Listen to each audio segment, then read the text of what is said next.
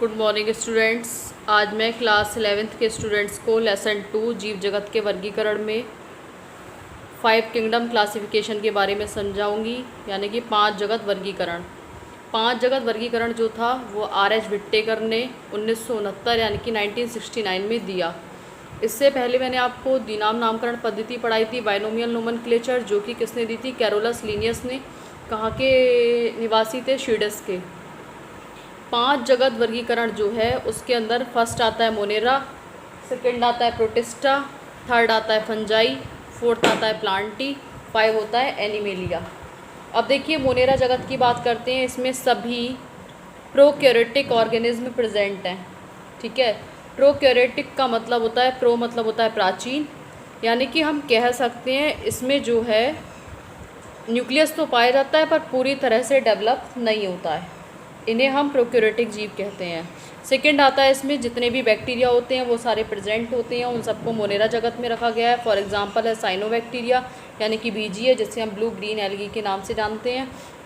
इसकी जो विशेषता है वो क्या है कि ये सनलाइट के प्रेजेंस में फोटोसिंथेसिस की तरह क्रिया करता है। नेक्स्ट आता है आपका आर्की बैक्टीरिया। जो आर्की बैक्टीरिया उसको भी हमने मोनेरा जगत में रखा हुआ है। आर्की बैक्टीरिया में क्या होता है, ये प्रतिकूल वातावरण में सर्वाइव करते हैं। इनकी जो सेल वॉल होती है वो लिपिड्स की बनी होती है। आर्की बैक्टीरिया 3 प्रकार के होते हैं, मेथेनोजेंस, हेलोफिल्स, थर्मोएसिडोफिल्स।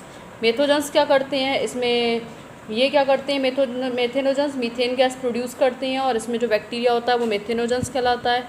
हेलोफिल्स क्या होते हैं, समुद्र में पाए जाते हैं, यानी कि खारे पानी में पाए जाते हैं। एंड थर्मोएसिडोफिल्स क्या होता है, ये बहुत अधिक टेम्परेचर यानी कि 80 डिग्री सेल्सियस टेम्परेचर पर सर्वाइव करते हैं। नेक्स्ट आता है आपका प्रोटिस्टा जगत। प्रोटिस्टा जगत में सारे यूकैरियोटिक ऑर्गेनिज्म आते हैं। यू का मतलब होता है वेरी वेल डेवलप्ड, यानी कि इसमें सत्य केंद्रक पाया जाता है। यूकैरियोटिक जीवों को हमने किस में रखा है? प्रोटिस्टा जगत में रखा है। और इसके अंदर यूनिसेलुलर ऑर्गेनिज्म भी आते हैं, यानी कि एक कोशिकीय जीवों को भी प्रोटिस्टा जगत में रखा गया है।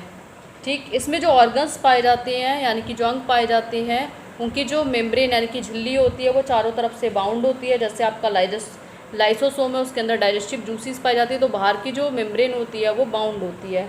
एंड माइटोकॉन्ड्रिया भी। ठीक है, इसीलिए हमने इन्हें किस में रखा है? यूकैरियोटिक जीव के अंतर्गत रखा है। और ये जो प्रोटिस्टा जगत होता है वो पादप और जंतु के बीच की कड़ी कहलाता है। जैसे यूग्लिना। कैसे? यूग्लिना क्या करता है, सनलाइट के प्रेजेंस में ऑटोट्रॉफिक होता है, यानी कि स्वयंपोषी की तरह कार्य करता है, और सनलाइट के एब्सेंस में हेट्रोट्रॉफिक यानी कि परपोषी की तरह कार्य करता है। नेक्स्ट आता है आपका फंजाई, जिसे हम कवक कहते हैं। कवक किससे प्राप्त होता है? कवक एब्जॉर्प्शन के द्वारा पोषण प्राप्त करता है, यानी कि अवशोषण के द्वारा पोषण प्राप्त करता है। फॉर एग्जांपल रोटी, सबने देखा होगा, अगर रोटी हम सभी के घर में बनती है और रोटी को हम अगर खुला छोड़ दें लंबे समय के लिए तो क्या होता है, 2-3 दिन में रोटी पर क्या बनना शुरू हो जाती है? फफूंद बनना शुरू हो जाती है, या एक मटेरियल जमना शुरू हो जाता है। उस मटेरियल का नाम होता है फंजाई।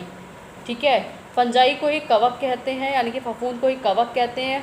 फफूंद जो होती है वो परपोषी होती है। रोटी के ऊपर जो फफूंद ग्रो कर रही है वो क्या है?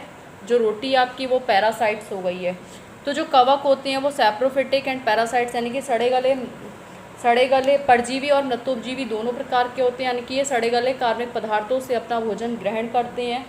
ठीक है, इसकी जो सेल वॉल होती है वो काइटिन की बनी होती है। फॉर एग्जांपल जो होता है मशरूम, आपने देखा होगा जो मशरूम का स्ट्रक्चर है वो ज़्यादातर बारिश में पेड़ों पर या फिर चौखट वगैरह पर उगता है। ठीक है, बारिश के मौसम में सबसे अधिक देखने को मिलता है और सबसे रिच मात्रा में इसमें प्रोटीन पाई जाती है। नेक्स्ट वीडियो में आपको प्लांटी और एनिमेलिया किंगडम मिलेगा। थैंक्स।